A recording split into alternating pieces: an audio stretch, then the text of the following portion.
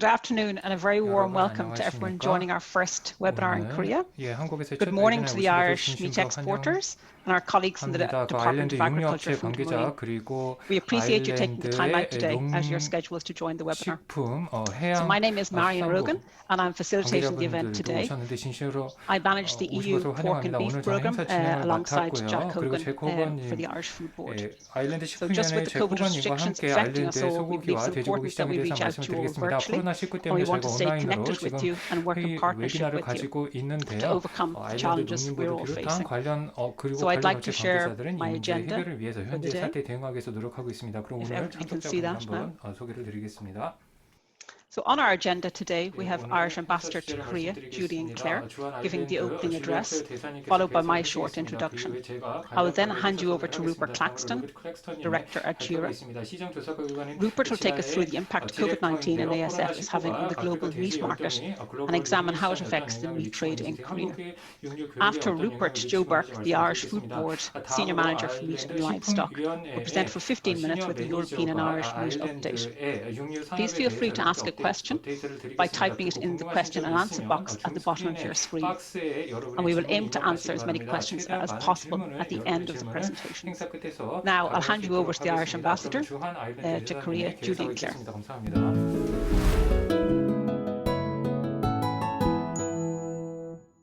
Marion, thank you very much.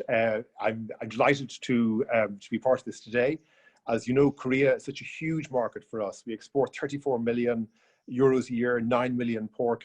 We've had 2 ministerial agriculture trade missions in the last 3 years. I'm so much looking forward to seeing my colleagues and friends from Board VIA and the Department of Agriculture out here again on the next trade mission as soon as circumstances permit. I'm also very happy to say 농무부나 아니면 식품위원회 관계자들이 다음 무역 사절단에 포함되어서 한국을 직접 방문할 수 있기를 바랍니다. 상황이 허락이 되면요. 그리고 이틀 뒤인 금요일에 제가 코메스 패치팟님을 만날 예정인데요. 신임 주한 아일랜드 대사 농무관입니다.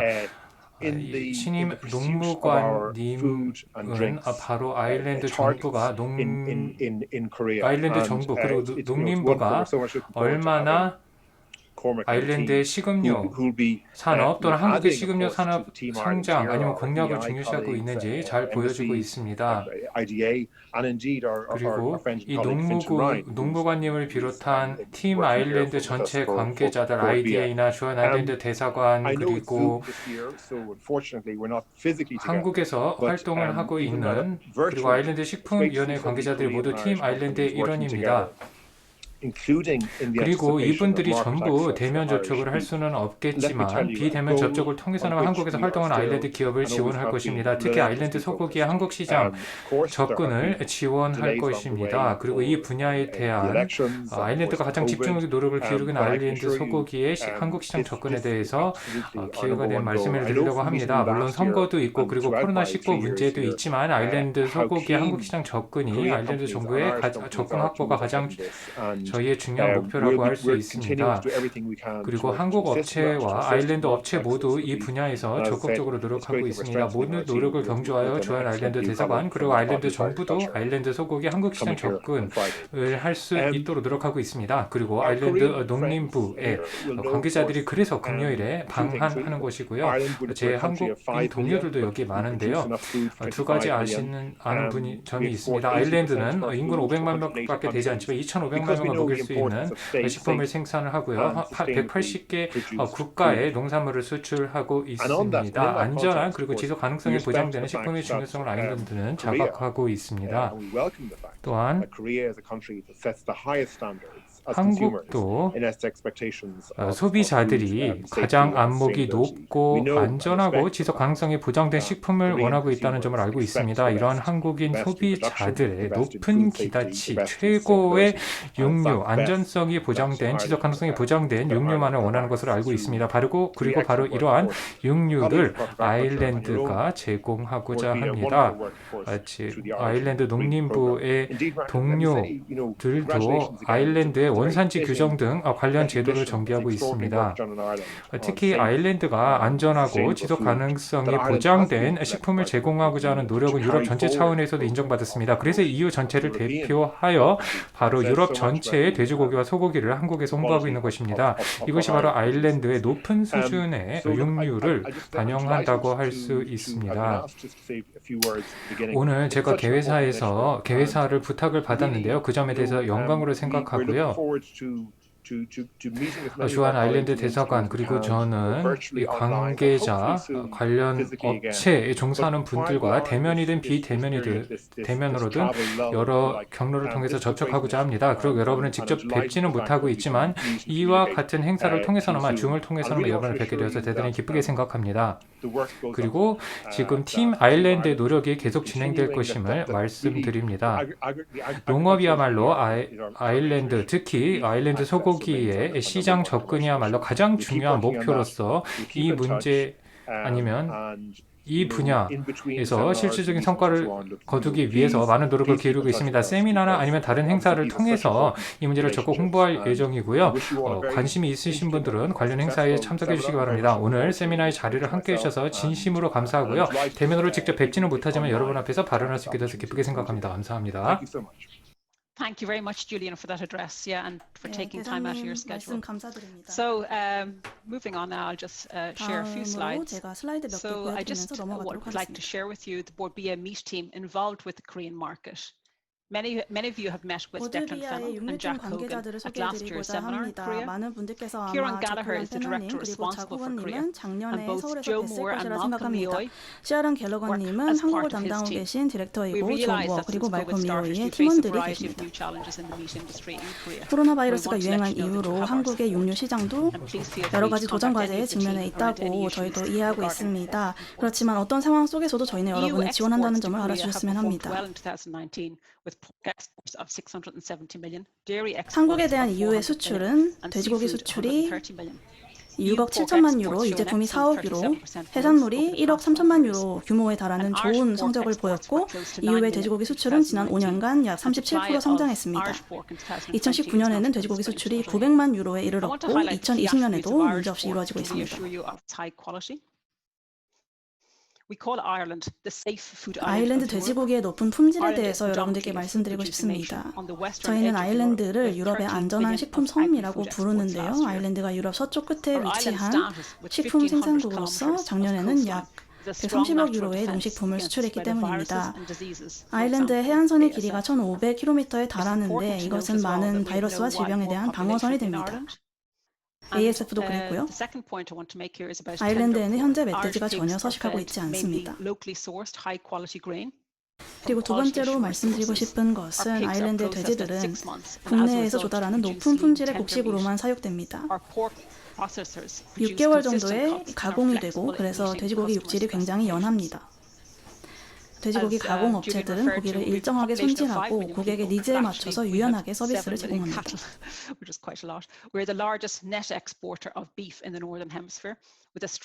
대사님께서 말씀하셨다시피 인구는 500만 명에 지나지 않지만 소는 약 700만 마리가 있습니다. 아일랜드는 북반구에서 최대의 소고기 수출국이고 전 세계적으로 명성을 널리 알리고 있습니다. 품질이 높은 것으로도 유명하고 뿐만 아니라 목초 사육 그리고 자연 방목을 하고 있고 또 전통적인 축산 강국으로서 육질이 연하고 풍미가 좋은 소고기를 생산하는 것으로 유명합니다. 여러분도 잘 아시다시피 2020년은 우리 모두에게 힘든 한 해가 되고 있습니다. 대사님께서도 말씀하셨지만 전 세계적으로 굉장히 힘든 2020년이 되고 있습니다. 가능하다면 저희가 앞으로 서울 푸드 페스티벌이나 다른 세미나를 통해서도 뵙고 싶습니다. 그럼 이것으로 저의 발표를 마치고 지라 푸드 컨설팅의 루퍼트 클렉스톤님께 마이크를 넘겨드리도록 하겠습니다. 루퍼트님은 지라에서 지난 17년 동안 일해오신 컨설턴트이고 글로벌 육류 시장 전문가십니다. Marion, thank you very much for the very kind introduction, and thank you to all of you for taking the time out of what are no doubt busy and complicated days to listen to what we've all got 안녕하십니까? to say 소개의 말씀 at a 진심으로 time 감사드립니다. as stressful as I think I've ever seen. 시국이 지금 어려움에도 불구하고 그리고 여러분의 바쁜 일정에도 불구하고 오늘 자리를 함께 해주셔서 진심으로 감사합니다. 메리님도 말씀하셨지만 지금 그 어느 때보다도 우리가 엄중한 시국입니다. 제가 18년 동안 유전자, 육류나 아니면 도축 관련 문제나 그리고 무역상 여러 문제가 소비자에까지 영향을 미치는 그런 수많은 여러 가지 난제를 맞이했는데요. 18년 동안 제가 육류 업계에 몸을 담아왔습니다. 그리고 유럽 국가들이 중국의 상황에 대해서 대단히 우려한 시기도 있었습니다. 그리고 현재 중국의 상황이 그리고 중국의 육류 공급이 전 세계 육류 시장에 대단히 큰 영향을 미치고 있습니다. 오늘 제가 발표 자료를 준비했는데요. 지금 화면에 잘 보이시나요? 저는 지금 영국에서 원격으로 중회를 하고 있기 때문에 지금 화면이 뜨고 있는지 저는 확인이 안 되는데 보통은 제가 아시아에서 그 수급 아니면 수요 추이를 지금 확인을 하는데 지금 현재 저는 영국에서 원격으로 여러분을 뵙고 있습니다. 코로나19가 여러분의 사업에 어떤 영향을 미치는지 시장에 어떤 영향을 미치는지 말씀을 드리겠습니다. 그리고 현재 작금의 사태가 대단히 심각하다는 것은 아실 겁니다. 그래서 코로나19가 심각한 영향을 준다고 볼 수도 있고 아니면 어느 정도 다소 약한 영향을 준다고 생각을 할 수도 있고 아니면 아무런 영향을 주지 않는 그런 시나리오도 생각할 수 있는데요. 소매 업체의 경우에는 그래도 긍정적인 영향을 코로나로부터 받았다고 할 수 있습니다. 꼭 육류뿐만 아니라 소매 업체들이 업체들은 코로나19가 호재였다고 볼 수 있는데요. 그렇기 때문에 어떤 업체인가에 따라서 코로나19의 영향이 다르리라 생각됩니다. 지금 여기 질의응답이 설문조사가 지금 화면에 여러분은 뜨실 것이라고 생각합니다. 18%가 여러분이 코로나19로 인해서 심각한 영향을 받았다라고 말씀을 드렸는데요. 그만큼 심각한 영향을 받았다고 응답한 업체가 18%인데 충분히 이해할 수 있는 수치입니다. 그런 시장 조사기관은 지라에서 세계 육류 시장을 어떻게 보고 있는지 현 상황과 진단에 대해서 현 상황 진단과 전망에 대해서 말씀드리겠습니다. 지라가 지난 47년 동안 육류 시장을 분석해 왔는데요. 그 이후에는 코로나19 이전과 이후의 상황에 대해서 말씀드리겠습니다. 무엇보다 중국 시장의 영향이 육류 시장에 어떠한 영향을 미치고 있는지 말씀드리겠습니다. 시간을 제가 제 시간 내에 발표를 마칠 수 있도록 노력을 하겠습니다. 먼저 글로벌 육류 시장을 한번 보도록 할까요? 그래서 글로벌 전 세계 육류 시장을 간략하게 보여주는 그래프라고 할 수 있습니다. 일단 코로나19 이전의 수치인데요. 중국에서 당시 육류 시장의 상황을 저희가 주시하고 있었지만 지금처럼 되리라고는 예측하지 못했습니다. 2008년부터 수치가 나와 있는데 이거 도축 질량 중량 기준입니다. 도축 질량 100만 톤 단위인데요. 글로벌 육류 교역이 2% 수준으로 성장했습니다. 주로 유럽과 북미 그리고 브라질 등에서 중국 등으로 소고기를 수출하면서 매년 2% 육류 교역이 늘었는데요. 중국에서 돼지고기 등의 소비가 크게 늘면서 이처럼 교역량도 증가를 했습니다. 그리고 2019년과 2020년 수치 보이시죠? 돼지 열병이 중국을 휩쓸려면서 돼지고기 교역량이 줄어들었습니다. 이제 한국, 필리핀 그리고 태국도 아프리카 돼지 열병 영향을 받았는데요.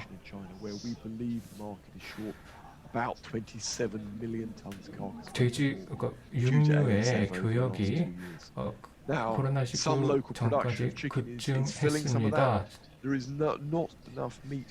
지난 2년 동안 2,700만 톤의 생산량이 줄어들었습니다. 아프리카 돼지 열병 때문에요. 그래서 각 국가에서 자체적으로 돼지고기 생산량을 늘리려고 하고 있지만 부족분을 만회할 수 있는 수준은 아닙니다. 그래서 2017년과 18년에는 돼지고기 생산량이 800만 톤, 교역량이 800만 톤 수준이었는데 돼지고기 생산량이 줄면서 이것이 공급 병력 현상으로 이어졌습니다. 코로나19 이전에 아프리카 돼지 열병이 있었습니다. 코로나19 이후에도 그 아프리카 돼지열병의 영향이 남아있을 것이라고 생각합니다. 지금 주로 돼지고기 생산 국가의 생산량이 나와 있습니다. 2017년에 약 5,400만 톤을 기록했는데요. 2018년에 5,400만 톤을 기록하다가 2020년에 2,700만 톤으로 떨어졌습니다. 중국에서 그래서 지금 생산 시스템을 재건하고자 하는 노력이 진행이 되고 있는데 지금 EU나 미국에서도 지금 공급량이 비슷한 모습을 보이고 있습니다. 오히려 코로나19 영향을 감안하면 다른 국가의 돼지고기 생산량이 줄어든 모습을 보실 수 있습니다. 다른 아시아 국가들도 마찬가지고요. 한국, 필리핀, 그리고 태국도 돼지열병의 영향을 받았는데요. 모두 2020년에 돼지고기 생산량이 이들 국가에서 줄었습니다. 전 세계적으로 돼지고기 생산량이 크게 줄어들었는데 그 부족분을 아직 만회하지 못하고 있습니다. 이것이 세계 육류 시장에 큰 영향을 주고 있는데요. 그렇다면 아시아 각국의 돼지고기 수입량을 볼까요? 중국에서 지금 돼지고기 수입량이 크게 늘어난 것을 보실 수 있습니다. 그런데 만약에 중국이 수입을 안 하는 경우에는 다른 국가로 그 수입량이 돌아갈 가능성이 있는데요. 지금 그 오른쪽에는 중국을 제외한 다른 국가들의 돼지고기 수입량이 나와 있습니다. 중국과 일본이 주로 아시아에서 돼지고기 수입 국가였는데요. 1위가 중국, 그리고 2위가 일본이었고 한국이 수입 가격으로 기준으로 근소하게 따라갔습니다. 한국에서도 그 돼지고기 가격뿐만 아니라 그 수입량 수준에서도 다른 아시아 국가, 중국과 일본을 제외한 아시아 국가보다 많은 상황입니다. 또 지금 이 아시아 돼지열병은 단순히 아시아 국가만의 문제가 아닙니다. 왼쪽에서는 지금 아시아 돼지열병의 감염수가 나와 있는데요. 중국에서는 아프리카 돼지열병의 상황을 보고할 수 있는 인프라가 제대로 구축되지 않는데 한국의 경우는 반대로 아프리카 돼지열병을 성공적으로 수습했습니다. 문제는 독일에서의 아프리카 돼지열병 감염이 지난 몇 주간 언론에 보도가 되었는데요. 폴란드의 상황이 지금 여기 빨간색 원 안에 나와 있습니다. 독일 에서 돼지열병이 발병하기 전에 또 폴란드에서 발병이 되었고 폴란드에서 이미 돼지열병이 발병이 되었기 때문에 바로 옆에 있는 독일에서도 아프리카 돼지열병이 발병한 것이 시간 문제였습니다. 지금 독일의 주요 수출 시장 그리고 독일의 돼지고기 부산물이 각각 원 2개로 나와 있는데요. 독일 돼지고기 62%가 영국과 유럽연합 27개 국가에 수출이 되고 있고요. 독일의 돼지고기 27%가 중국으로 수출이 되고 있습니다. 그리고 돼지고기 부산물을 보면 중국이 41%를 독일산 제품을 수입을 하고 있고 EU 27개 국가 영국이 41%를 수입을 하고 있습니다.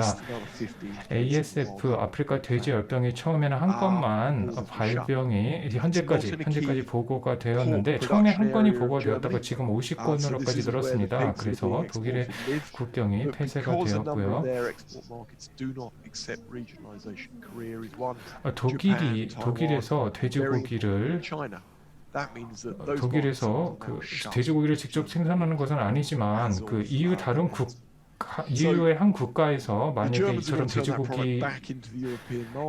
돼지열병 발병 사례가 보고가 되면 다른 수입 국가들이 독일을 포함한 모든 EU 국가의 수입을 금지하게 됩니다. 실제로 그런 상황이 되었고요. 그래서 지금 독일이 한국을 비롯한 아시아 국가의 돼지고기를 수출을 하지 못하고 있습니다. 그래서 그런 남는 아시아에 수출을 하지 못하는 돼지고기가 지금 유럽 시장에 돌면서 유럽에서의 돼지고기 가격이 떨어졌습니다. 그렇다면 코로나19의 육류 시장에 대한 영향을 말씀드리겠습니다. 여러분들도 코로나19 때문에 다들 큰 영향을 받았을 것이라고 생각을 하는데요. 돼지고기 수급에 차질이 빚어지면 다른 국가의 생산량을 늘리거나 공급선을 조정하는 등 여러 가지 노력이 이루어지고 있는데요. 무엇보다 EU 국가에서 지금 아시아로 지금 돼지고기를 수출을 하고 있는데요. 유럽의 국가들이 아시아 시장을 적극 공략하다가 코로나가 닥쳤습니다. 줄어들었습니다. 먼저 코로나19의 단기 영향부터 볼까요? 소매 판매나 아니면 급식용 육류 판매가 영향을 받았습니다. 각 국가들이 봉쇄령에 들어가면서 급식용 고기의 수요도 크게 줄어들었습니다. 푸드 서비스, 급식 고기 수요가 줄어들면서 그 대신에 가정용 아니면 소매 판매 고기 소비량이 늘었습니다. 지금 왼쪽 그래프가 보이시나요? 일단 중국이 파란색, 미국이 녹색, 그리고 유럽연합 국가들이 노란색인데요. 1분기에 중국이 봉쇄령을 내렸습니다. 그리고 2분기에 미국과 EU 국가들이 봉쇄령을 내렸는데요. 지금 급식용 고기의 소비가 줄어들면서 이것이 육류 소비의 급락으로 이어졌습니다. 미국 같은 경우는 각 주마다 봉쇄령 내린 여부나 아니면 그 시기가 조금씩 다른 점은 있습니다. 그만큼 각 시장이 코로나19의 영향을 받은 점이 상이하기는 하지만 어쨌든 영향을 받은 점에서는 차이가 없습니다. 그리고 봉쇄령이 부분적으로 해제가 되기는 했지만 아직도 소비자들이 직접 외출을 하는 것은 꺼리고 있고 2차 유행이 닥칠 가능성도 상존하고 있습니다. 그리고 지금 여기 진한 색으로 칠해진 거 보이시나요? 진한 파란색이 바로 2020년 전체 수치인데 24% 급식 육류 부분에서의 손실이 감소가 예상이 되고 있습니다. 그리고 영국, EU와 미국에서의 상황도 비슷합니다. 2021년은 어떨까요? 중국은 파란색 그 선에서 보이시겠지만 회복을 할 것으로 전망이 되지만 다른 국가들은 계속해서 급식용 고기의 소비가 줄어들 것으로 전망이 되고 있습니다. 그리고 오른쪽을 보겠습니다. 소매 판매량이 지금 육류 소매 판매량이 나와 있는데요. 지금 빨간색 선이 바로 육류입니다. 처음에는 80% 코로나19가 닥친 후에 육류 소비가 80%나 증가했습니다. 왜냐하면 공항에 사로잡힌 소비자들이 사재기에 나섰거든요.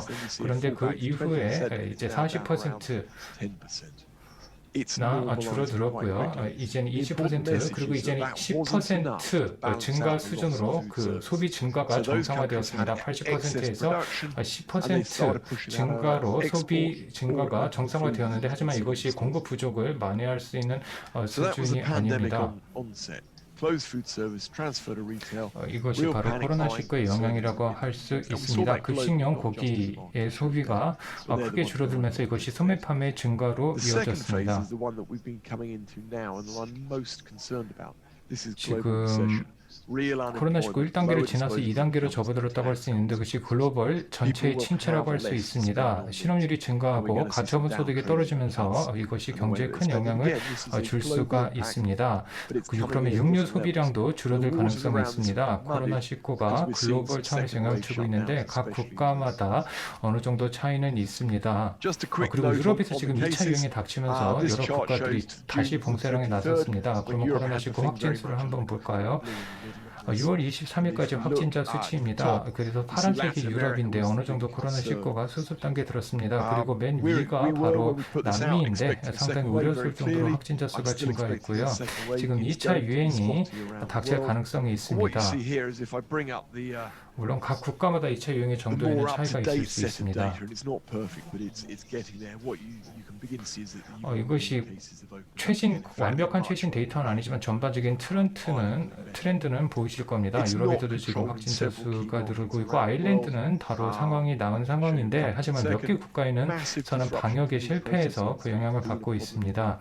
이 코로나19 때문에 육류 시장의 공급망에 대단히 큰 차질이 빚어졌습니다. 일부 국가들은 봉쇄령을 내리지 않고 이런 국가들이 확진자 수가 많이 발생한 국가들이 있는데 하지만 한국과 같은 국가는 반면에 방역에 성공한 국가도 있습니다. 그러나 전반적으로는 방역 조치 때문에 육류 가공 비용이 증가했습니다. 아일랜드만 하더라도 철저하게 방역을 하면서 사회적 거리두기를 지키면서 육류 가공을 하고자 하는 노력이 진행되고 있는데 하지만 그 때문에 고기의 생산 비용은 증가했습니다.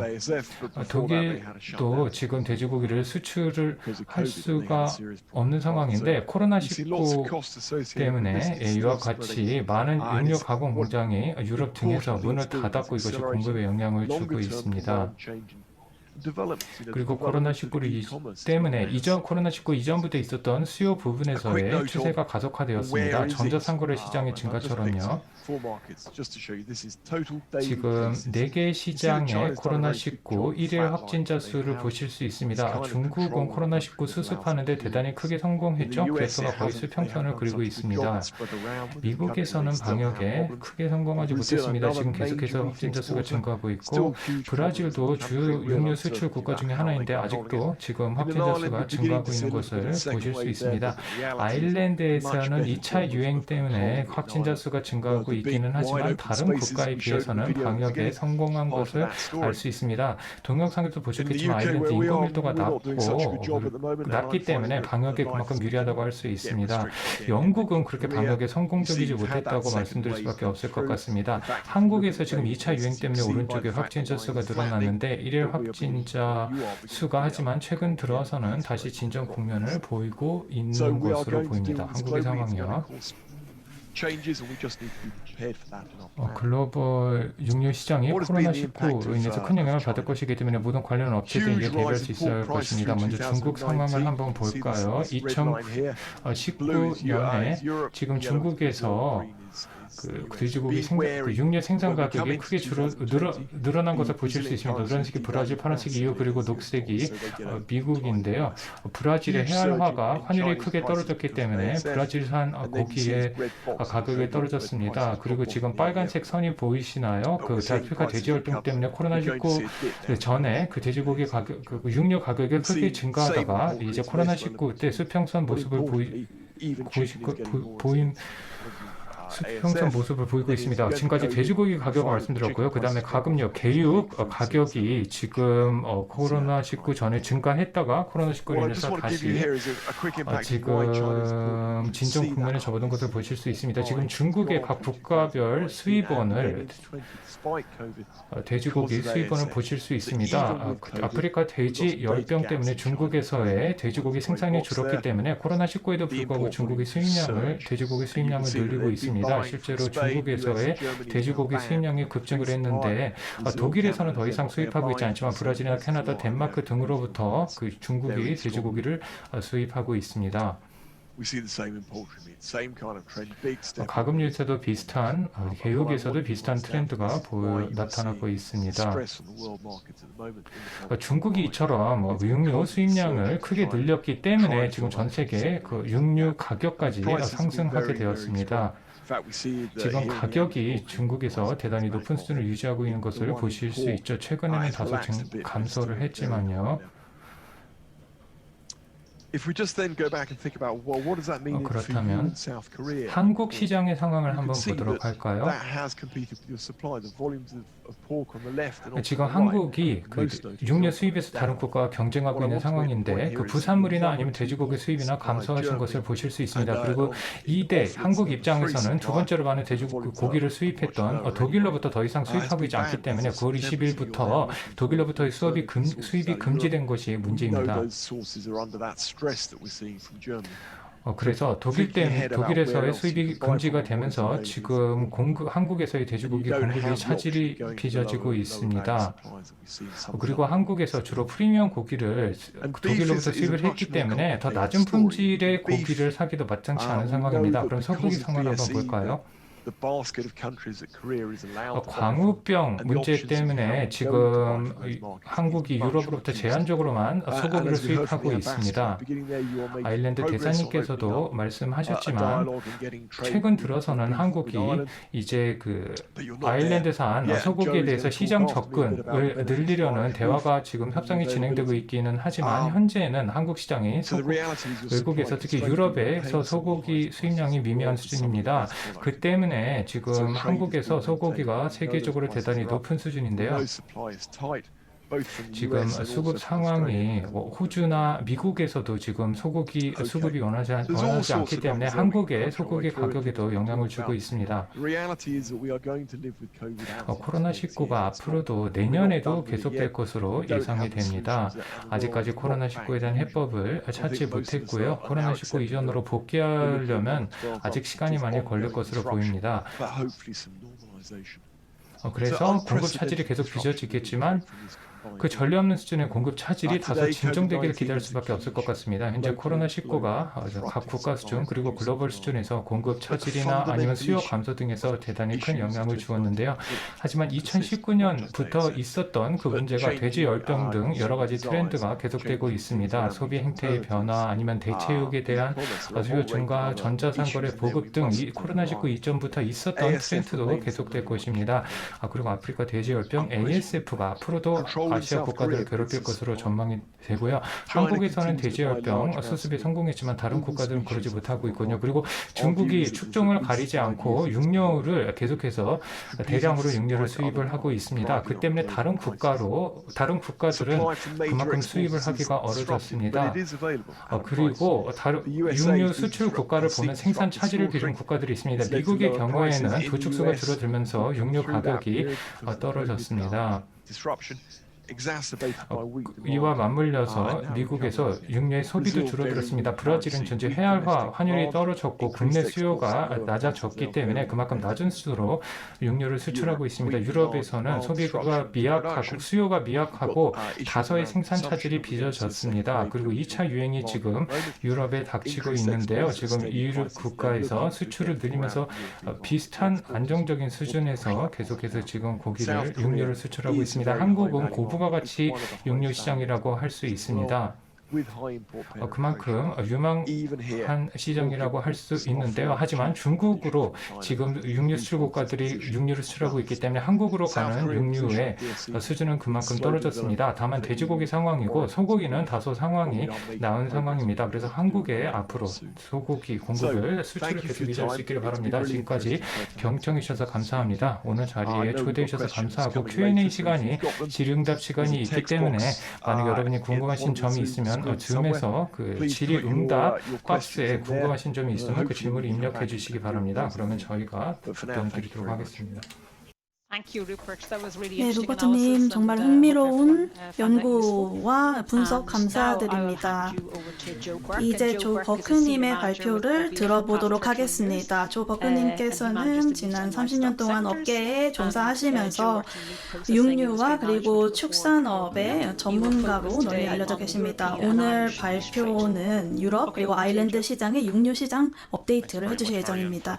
네, 마리오님 소개 말씀 감사드립니다. 마리오님께서 소개해 주셨다시피 저는 이제 주요한 팩트 몇 가지를 짚어볼 예정입니다. 유럽 그리고 아일랜드의 소고기, 돼지고기 시장에 대한 현황 업데이트를 해드리겠습니다. 제 화면도 공유를 해드리고 그리고 제가 마지막에는 이제 여러분들께 드리고 싶은 질문이 있어요. 그래서 그 질문도 드리고 싶고 또 아일랜드에서 접속하고 계신 분들이 계시다면 또 인사의 말씀을 전하고 싶습니다. 오늘 이 자리에 또 한국에서도 많은 분들이 참석해 주신 것으로 알고 있습니다. 제 슬라이드를 공유를 해드리자면은 이제 줌 화면을 공유를 해드릴 텐데 이제 번역본이 준비가 되어 있고요. 제가 드리고 싶은 질문 설문조사지를 간단하게 띄워볼 텐데 이제 목초 사육된 소고기를 구매하십니까? 이런 질문이 있고 이 질문을 드리는 이유는 이제 보드비아가 아일랜드의 식품 가공 업체와 협력을 해서 목초 사육된 소고기를 검증할 수 있는 인증 시스템을 새로 개발할 예정이기 때문입니다.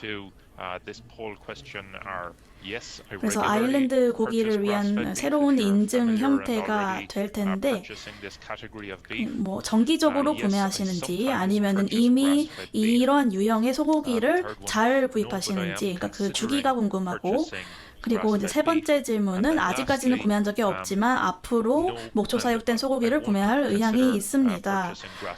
아니면 의향이 없다.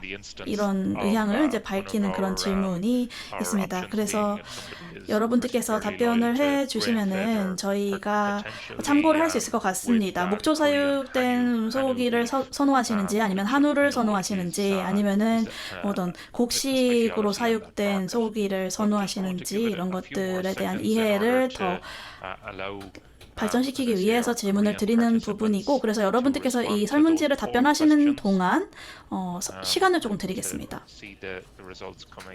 그러면 이제 답변해 주시고 저희가 결과를 확인을 하도록 할 거고요.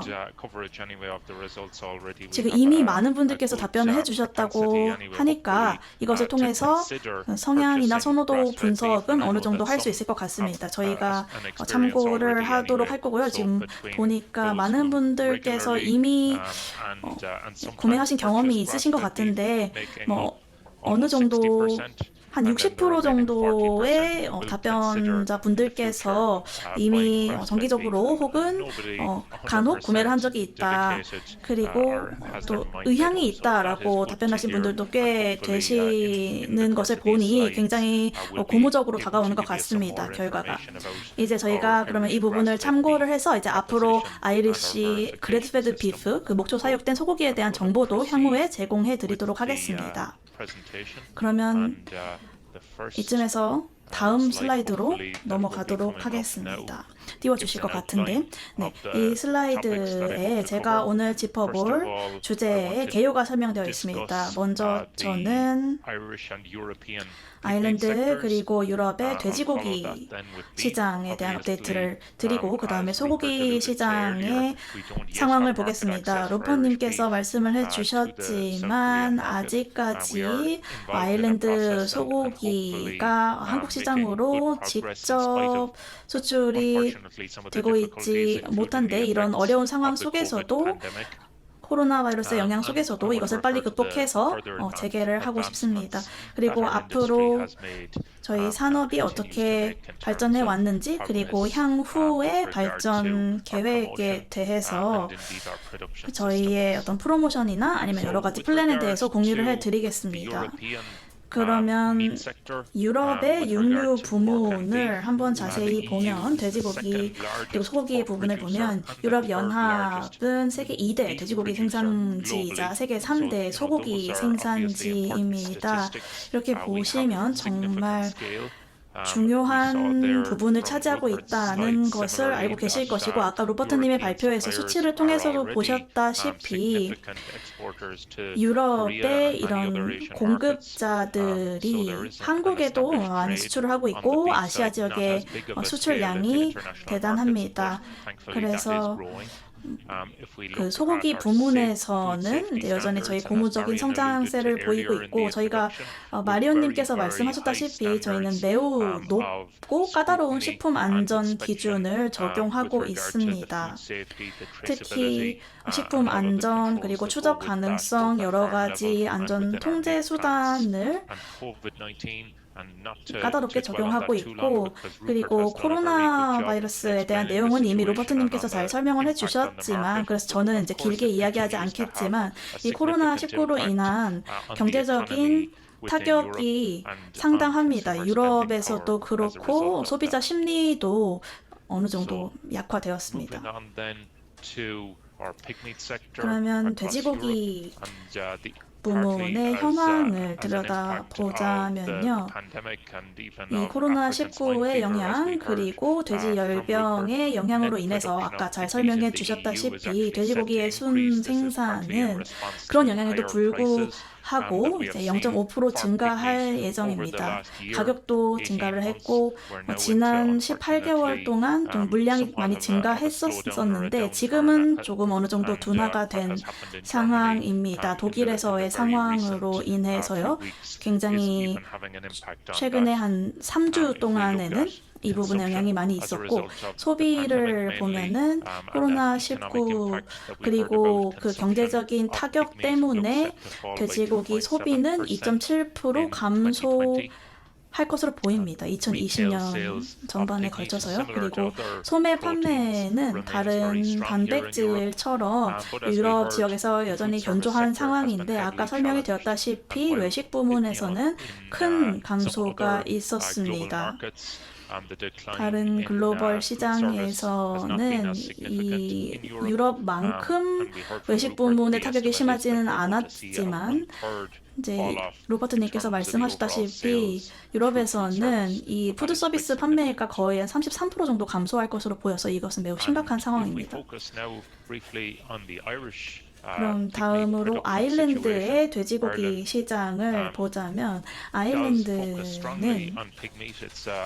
돼지고기가 그 경제에 굉장히 중요한 부분을 차지하고 있습니다. 그래서 아일랜드의 3대 농업 수출 품이기도 하고 이제 유제품과 소고기에 이은 세 번째 품목입니다. 그리고 저희의 생산량의 60% 이상이 수출이 되고 있고 40개 이상의 시장에 전 세계적으로 수출이 되고 있습니다. 그 규모를 보면은 25만 톤에 달하고 있고 그 가치를 환산해 보면 냉장육, 냉동육 포함해서 그리고 가공식품까지 포함을 해서 8억 9천만 유로에 달하고 있습니다. 이것은 굉장히 큰 비중이죠.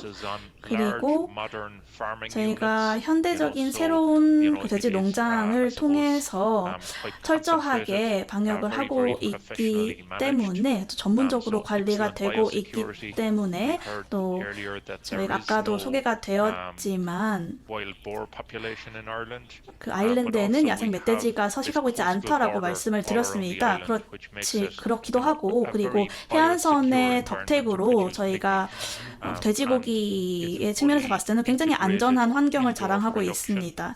이 부분을 저희의 어떤 공급망에도 잘 감안을 해서 운영을 하고 있기 때문에 돼지들의 이제 건강 상태가 양호하게 관리가 되고 있고 농부 축산 농가뿐만 아니라 정부 측에서도 크게 관심을 기울이고 있는 사안입니다.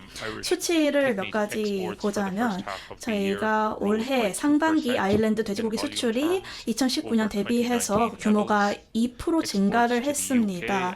영국에 대한 수출은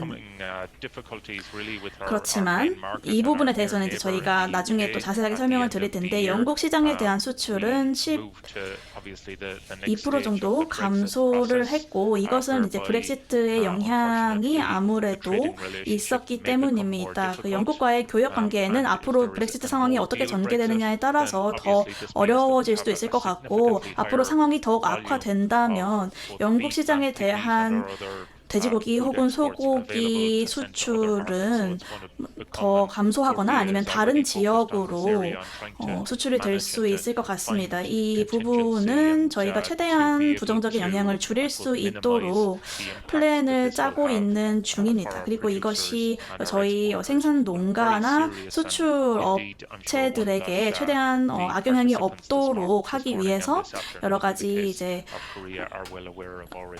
논의를 하고 있고 이제 여러분들도 잘 알고 계실 것이라고 생각합니다. 그리고 현재 기준 돼지의 출하 두수는 2019년에 비교해서 1% 증가했습니다. 그러니까 생산은 조금 증가했기 때문에 이 부분이 이제 가격에도 좀 좋은 영향을 미쳤고 그래서 아까도 잘 설명이 되었다고 생각합니다. 소고기 부문을 보자면 유럽연합이 전 세계에서 소고기 생산으로는 3위를 차지하고 있습니다. 영국을 제외한 이제 유럽연합의 27개국 소고기 생산이 그렇지만 올해는 1.7% 감소해서 700만 톤이 조금 안 될 것으로 예상이 되고 있습니다. 그리고 마찬가지로 돼지고기의 경우처럼 소비는 소고기도 2.3% 감소할 것으로 보입니다. 이것은 당연히 이제 코로나19의 영향입니다. 그리고 어떤 셧다운이나 아니면은 다양한 식품 소비 채널이 제약되고 있기 때문입니다. 그리고 이제 외식 판매 역시도 크게 감소를 했습니다. 아일랜드의 소고기 시장을 보자면 그리고 아까 말리오님께서 언급해주신 수치를 간단하게 말씀을 드리자면 아일랜드는 유럽뿐만 아니라 북반구 전체를 통틀어서 최대 순수출국입니다. 56만 톤, 21억 유로의 소고기를 2019년에 수출을 했습니다. 그리고 약 10만 개 이상의 축산 농가가 지금 돼지고기 생산에 관여를 소고기 생산에 관여를 하고 있습니다. 그렇기 때문에 저희가 이 부분의 전문성을 많이 발전시킬 수 있었고 소고기 생산망 전반적으로 저희가 확장성 있고 그리고 일반 농가보다도 좀 더 큰 축산 농가를 활용함으로써 아까도 소개해드린 그런 목초 사육이 원활하게 이루어지고 있습니다. 저희 가공산업의 현황을 보면은 또 굉장히 현대적이고 역동적인 가공산업이 자리하고 있습니다. 그래서 단순히 수출만 한 것이 아니라 저희는 이 생산 가공 부분에 있어서도 엄격한 기준을 부과하고 있습니다. 아일랜드의 소고기 수출과 관련해서 보시면 2019년에 아일랜드 소고기 수출 분포가 나와 있는데 그 규모도 보시다시피 저희가 이제 영국 시장에 크게 의존하고 있었습니다. 소고기 수출의 47%가 2019년에 영국으로 수출이 되었는데 그렇지만 이제 올해는 아일랜드 소고기 수출이 조금 감소가 되었습니다. 왜냐하면 이 팬데믹 때문에 또 셧다운 때문에 둔화세가 조금 있었기 때문입니다.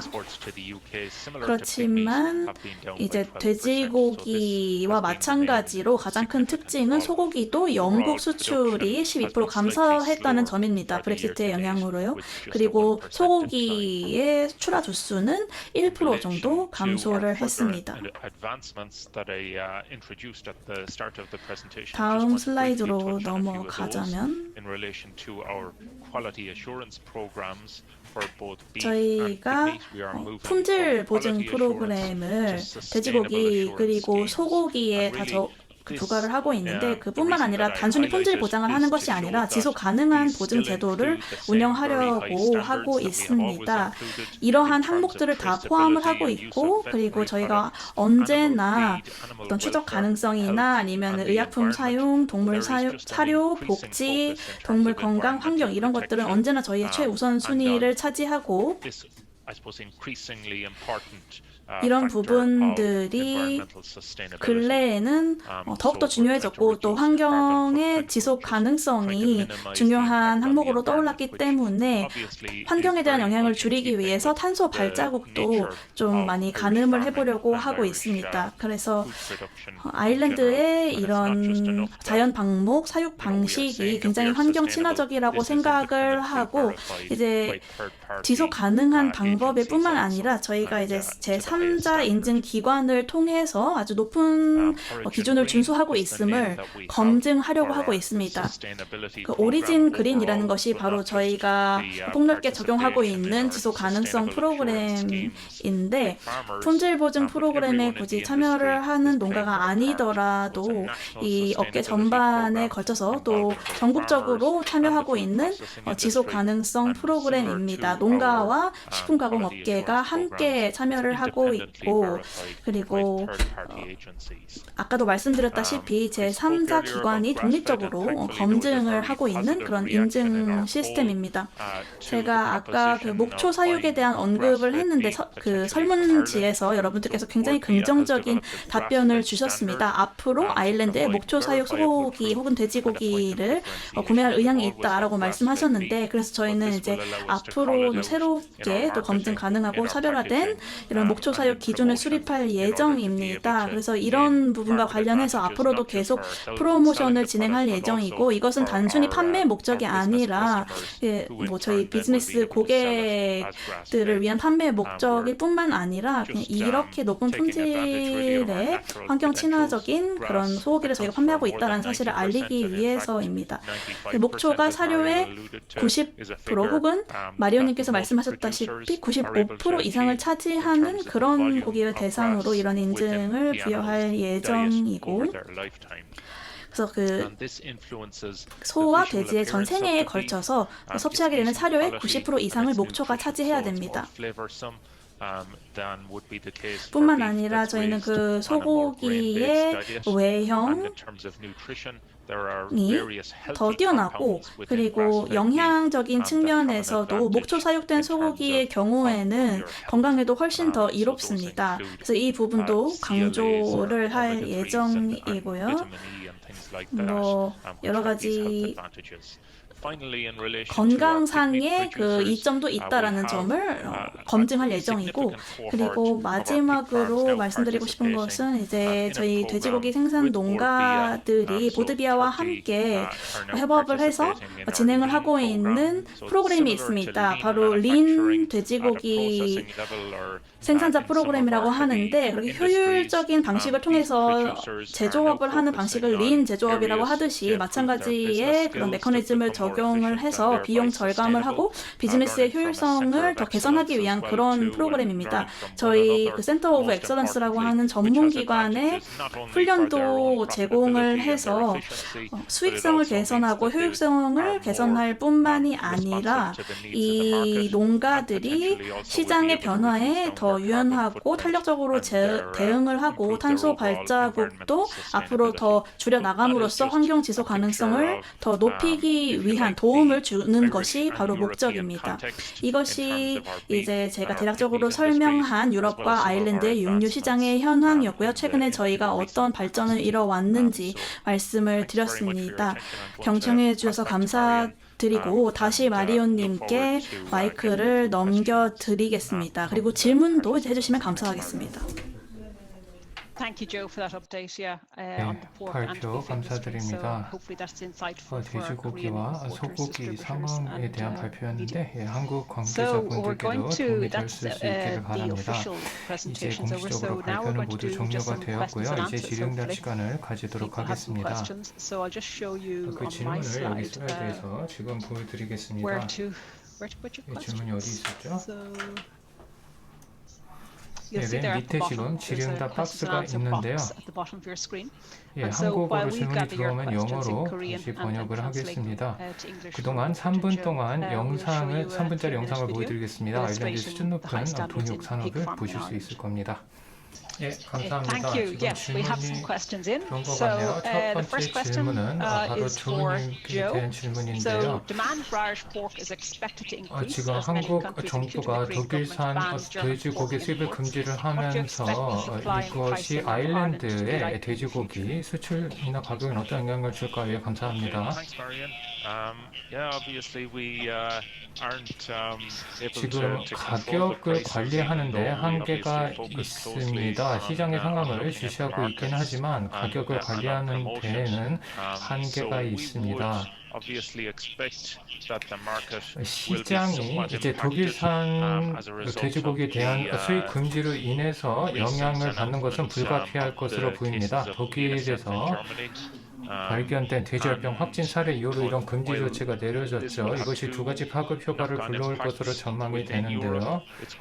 우선 독일산 돼지고기가 EU에서 더 유통이 될 것으로 보입니다. 다른 나라로 수출이 안 되니까요. 그리고 루퍼트님께서도 말씀하셨지만 독일산 돼지고기가 EU 내에서 돌면서 이것이 유럽 전체에 그 초과 공급으로 이어져서 가격 하락 요인으로 작용했습니다. 유럽 외의 국가에는 반대 효과가 발생을 하겠죠. 왜냐하면 독일산 돼지고기가 유럽 외 국가에 수출이 되고 있지 않기 때문에 그러면 한국이나 일본이나 중국이 다른 돼지고기 수출 국가로부터 고기를 공급받아야 되기 때문에 이것이 이외 국가에서의 돈유 가격 상승으로 이어질 것으로 보입니다. 그래서 가격 상승과 하락 요인이 서로 상쇄하지 않을 것으로 보입니다.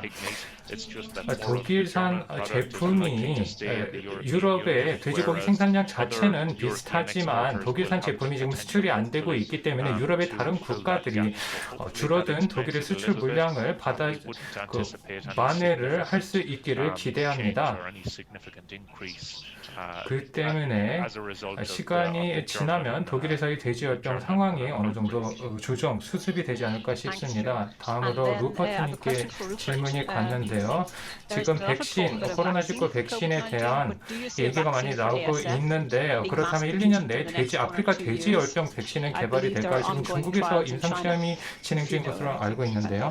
예, 감사합니다. 아주 좋은 질문이었던 것 같습니다. 돼지열병의 백신이 개발이 된다면 대단히 시장의 상황이 바뀌겠죠. 지금 중국에서 현재 임상시험이 작년 초부터 진행이 되었고 여러 가지 소문이 무성한데요. 아직까지는 성공적으로 임상시험이 진행되었다는 소식은 듣지 못했습니다.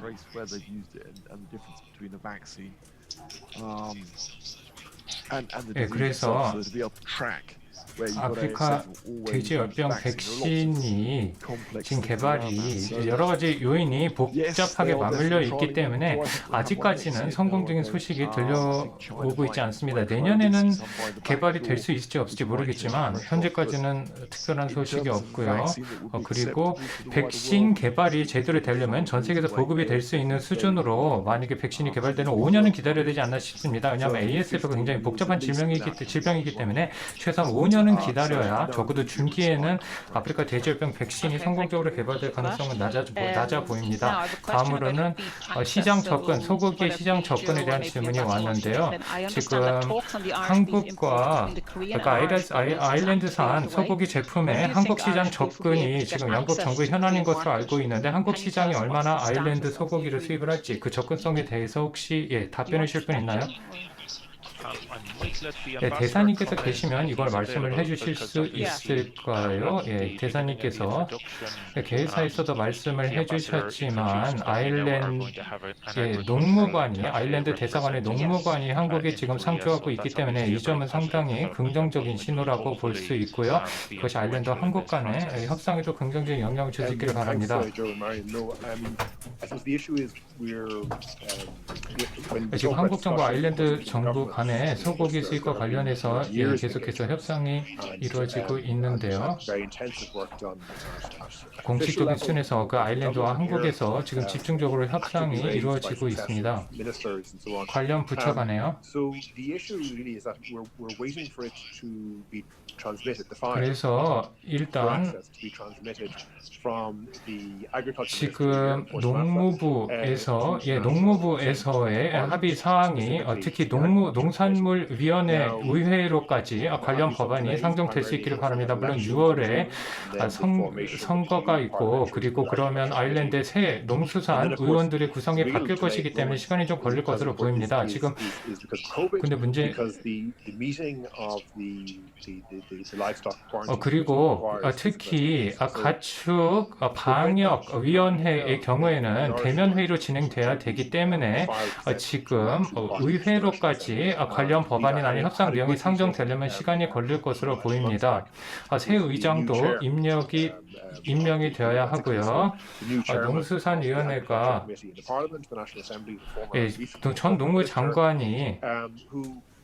전 농무장관이 이제 새 의장으로 임명이 되었는데요. 만약에 이것이 그 아일랜드 농수산위원회로 이 협상 내용이 상정이 되면 검토를 할 것이라고 밝혔습니다. 상당히 이 아일랜드 의회 농수산위원회에서 이 관련 협상 내용을 심의를 하려면 시간이 많이 걸리고 정확한 시간표를 말씀드리기는 어렵지만요. 현재 최대한 아일랜드 의회를 적극적으로 설득을 해서 아일랜드 농수산위원회에서 이를 심사할 수 있도록 촉구를 하고 있습니다. 그럼 관련 그 협상 아니면 양국 정부의 협상 내용이 이제 아일랜드 의회에서 표결에 붙여질 거고요. 그래서 모든 시장의 동향이 아니면 시장의 눈이 지금 아일랜드 의회의 농수산위원회 동향에 쏠려 있습니다. 아일랜드 회사든 아니면 한국 회사든 이 관련 협상 내용이나 아니면 아일랜드 의회 상황에 대해서 질문을 드리면 저희가 친절하게 답변을 드리겠습니다. 감사합니다. 네, 질문이 지금 여기에 하나 더 올라왔는데요. 한국 시장의 접근성 문제입니다. 어떤 아일랜드 소고기의 분할육 중에서 어느 부위가 우선적으로 수출이 될지의 질문인데요. 상당히 흥미로운 질문이었던 것 같은데요. 지금 한국의 잠재 고객이 원하는 소고기의 부위, 분할육을 수출하고자 제공하고자 노력하고 있습니다. 유럽과 아일랜드에서 여러 소고기 부위를 가공을 하고 있는데 한국과는 가공 방식이 다소 상이할 수 있습니다.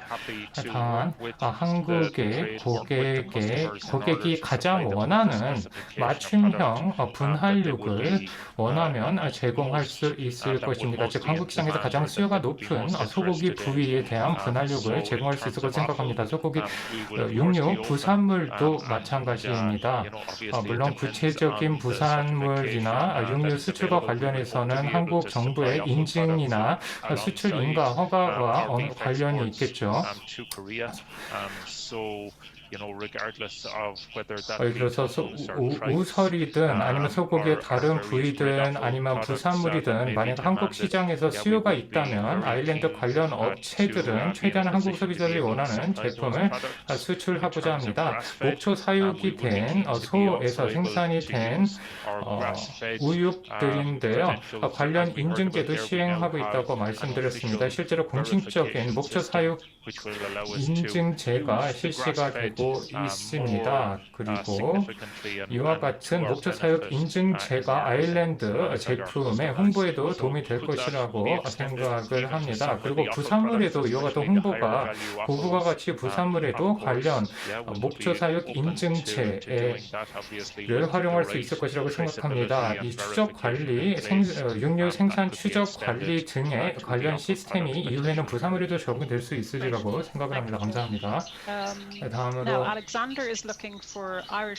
아일랜드의 대중 육류 수출 그리고 2018년, 2019년 수치에 대한 질문이 왔는데요. 그렇다면 2021년에는 그럼 아일랜드의 대중 수출 수준이 어느 정도 될까요? 관련 수치 혹시 전망치가 있으면 말씀해 주실 수 있을까요? 예, 대중 아일랜드 육류의 수출과 관련해서 지금까지 다소 성공을 거두었습니다. 2018년에 제한적인 수준에서는 아마 중국 시장에 수출을 하기 시작했는데 2018년 말이 되었을 때 2018년 3개월 정도만 수출을 했는데 3개월만 수출을 했음에도 불구하고 1,400만 톤을 중국에 수출을 했는데요. 당시는 생산 역량이 제한되어 있기 때문에 1,400만 톤만 수출했고 2019년에 이제 육류 가공 공장이 이제 수출 승인을 받았습니다. 그리고 많은 아일랜드 업체가 아니면 많은 아일랜드 가공 공장이 이제 중국의 수출 승인을 받았습니다. 2019년 말에는 그 육류 수출이 크게 늘어났습니다. 1억 2천만 톤으로 크게 늘었고요. 그리고 2020년 초기 6개월에도 수출량이 늘었습니다. 2019년 6개월에 비해서 전년 같은 기간에 비해서 2020년 6개월 동안 50% 육류 수출이 증가했습니다. 그만큼 중국 시장에 아일랜드 업체들이 수출을 늘리고 있다고 하고 늘리고 있는 모습을 보실 수 있습니다. 2분기 들어들면서 중국이 봉쇄령을 해제를 했고요. 그리고 그 유럽 시장에서는 소고기 소비가 봉쇄령 때문에 줄어들었기 때문에 중국에 대한 육류 소비가 또다시 늘었습니다. 그만큼 아일랜드 업체들이 더욱더 적극적으로 중국 시장을 공략할 수 있게 되었고요. 그리고 앞으로도 2021년까지 육류 수출이 증가할 수 있기를 기대하지만 정확한 전망은 현재로서 드리기 어려울 것 같습니다. 다만 아일랜드의 소고기 수출이 계속 강한 모멘텀을 갖고 수출되기를 바라지만 현재 확실한 수치는 말씀드릴 수 없을 것 같습니다. 네, 아마 한두 가지 정도 답변을 드릴 수 있을 것 같은데 EU 소고기 그리고 아일랜드 소고기 맛을 보고 싶다. 다른 미국산 소고기와 맛을 비교해보고 싶다라는 분이 계셨는데 이거는 조금 이따가 다시 답변해드리도록 하고요. 그다음에 그 ASF와 관련해서 혹시 EU는 검역 협정을 좀 조정함으로써 다양한 지역에 좀 맞춤형 그런 수출을 가능하게 할 계획이 있느냐라는 질문이 있었는데 이제 유럽은 이미 이 검역 프로그램이 굉장히 엄격한 수준입니다. 전 세계적으로 거의 가장 높은 기준의 그런 검역 프로그램을 가지고 있기 때문에 EU가 수출과 관련해서 이런 검역 협정을 더 이상 조율할 거라고 생각이 되지는 않고요. 그렇지만 이 수출 시장이 충분히 원활하게 운영이 될 수 있도록 주의를 기울여야 되는 부분은 있다고 생각합니다. 이것은 이제 유럽뿐만 아니라 전 세계적으로 이 시장이 직면하고 있는 공동의 문제인데 계속 노력을 하고 있고 중국 같은 경우에는 이것 때문에 이제 미국으로부터의 수입이라든지 이런 것들을 조정한 경험이 있어서 저희가 앞으로 이제 각 국에 적합한 그 검역 프로그램이나 정책이 어떤 게 맞느냐에 대한 고민은 계속 할 것 같습니다. 한국이 제3국을 통해서 그러니까 독일산 돼지고기를 수입하는 제3국을 통해서 독일산 돼지고기를 수입할 가능성은 어느 정도 되나요? 그게 불가능하다고 말씀드릴 수는 없을 것 같습니다. 그렇지만 확률은 조금 낮겠죠. 매우 낮을 것 같습니다. 굳이 제3국 시장을 거쳐가면서까지 할 가치가 있는 일인지는 아마 막 그런 가치가 있다고 판단하신다면 가능성이 어느 정도 있겠지만 정말 그렇게 해서라도 독일산 돼지고기를 수입하고 싶다라고 하는 주체가 있다면 상업적으로 불가능하진 않겠지만 확률은 낮다고 봅니다. 마지막 질문 드리겠습니다. 조님께 드리고 싶은데 그 린 프로그램에 대한 효과를 좀 자세한 설명을 부탁드립니다. 이 프로그램에 참여하면 어떤 결과를 얻을 수 있나요? 네, 이 프로그램은 이 개별 축산 농가가 더 지속 가능하고 더 효율적으로 운영될 수 있도록 돕는 것이 이 프로그램의 목적입니다. 그래서 아주 맞춤형 그런 훈련, 벤치마킹 서비스를 제공해 드릴 예정입니다. 그래서 그 돼지와 관련해서도 얼마나 빠르게 돼지를 사육할 수 있는지, 그리고 돼지의 무게는 어느 정도 되는지, 무게가 얼마나 빨리 증량되는지, 그리고 이 돼지들의 건강 상태라든지 이런 것들을 모니터링하는 방법, 그리고 대부분의 그런 농가에서는 그냥 사료를 보고 사료의 품질을 가늠하고 이런 것이 이제 주로 하고 있는 노력인데 이런 부분에 더해서 이제 유전적인 정보도 같이 분석할 수 있도록 돕고 그래서 이런 기술적인 요소도 더해서 도움을 드릴 예정이고 그 다음에 마리언님께서도 말씀하셨다시피 이렇게 해서 밝혀지는 모든 정보와 지식을 참여자들 모두와 함께 공유해서 서로가 서로로부터 배울 수 있도록 하는 것이 이 프로그램의 목적이라고 할 수 있습니다. 그래서 줌 미팅이나 이런 것들을 통해서 서로 경험을 공유하고 이제 결과를 또 함께 공유할 수 있도록 하는 것을 저희의 이제 목표로 삼고 있습니다. 그래서 이 프로그램에 참여하시면 이런 이점을 누리실 수 있을 겁니다. 네, 조님 감사드립니다. 정말 많은 질문이 함께 들어왔었고 저희가 마무리를 하기 전에 단 한 가지만 좀 부탁을 드리려고 합니다. 오늘 웨비나에 대한 피드백을 좀 주셨으면 하는데요. 2분 정도밖에 걸리지 않을 거예요. 그래서 제 화면을 공유드리겠습니다.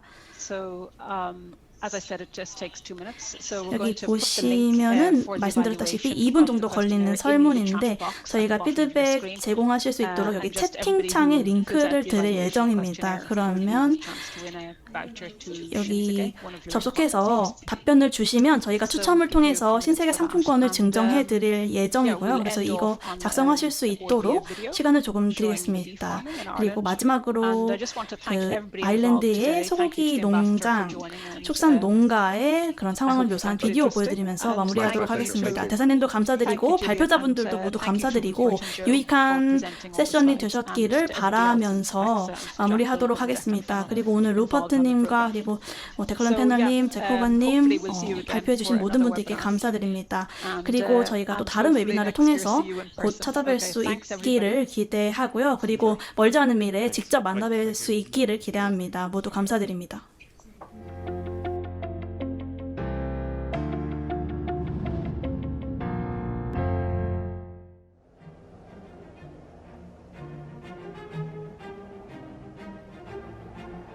From a young age, I never really wanted anything else. In 2012, I took over the family farm and I built a brand new pig unit from scratch. We're always striving to improve things. Biosecurity is very important on the farm. The gates are locked at night, the workers, they shower in and out, and they make sure they wear the protective clothing at all times. The animals are very protected. These are all enclosed units. Pigs are very clean and playful, and to me, all animals should be well cared for. A stress-free environment is key, and to ensure this, the pigs have natural daylight and they have a good space to lie out. We also have enrichments to keep the pigs occupied. There are heat pads if the pig requires more heat. The optimum temperature for the shed is 24 degrees and the heat is controlled automatically. There are also fans in every room and fresh air vents in the walls. I can access all these systems over the phone. The computerized feeding system starts feeding the pigs at 8 o'clock in the morning, and then it feeds the pigs throughout the day. The feeding program varies for different ages of the pigs and the different stages of pregnancy. Feed for the pigs is mainly locally sourced. The lorry is clean, it's washed and disinfected, and that's most important for the biosecurity.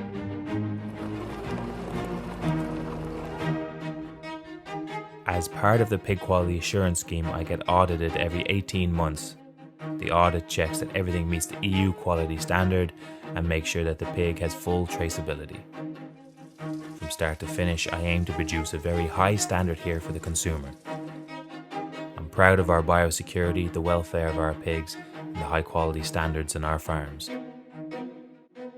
And we're producing a product that is appreciated all over the world.